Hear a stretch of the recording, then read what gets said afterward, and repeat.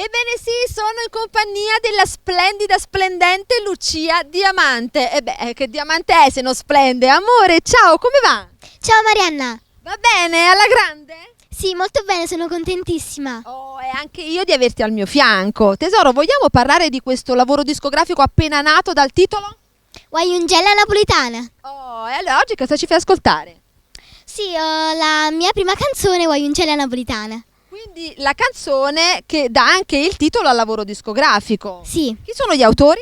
Gli autori sono Enzo Boselli e Peppe Maisto, mentre l'arrangiatore è Peppe Migliaccio. Senti amore, ma è la prima volta per te qui a Villa Cupido? Sì.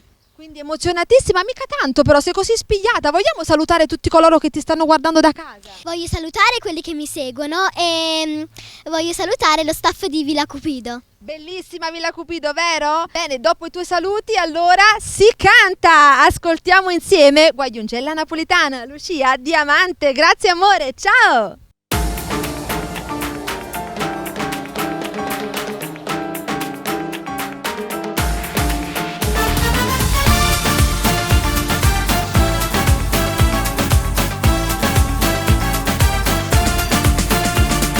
Amo viaggiare, amo ballare, mi piace a pizzo, pallone, ossuna.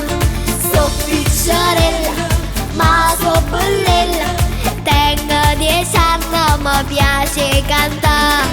E tengo marito cuore, e credo sempre all'amore. Voglio una vita speciale, non poche rosetta per farla pura. Sono la guaiungella napolitana, vesto tutto firmato, non so i Milano. Tengo sta bella nera, solo rinde in mano, e stu cama pizzacana. E voglio bene a questa gente, capo mi sente e poi mi applaude mentre canta. Sono innamorata e gli stili a tua ricchezza è solo un migliore amico. Voglio chattare, voglio parlare con le mie amiche, mi piace giugiare.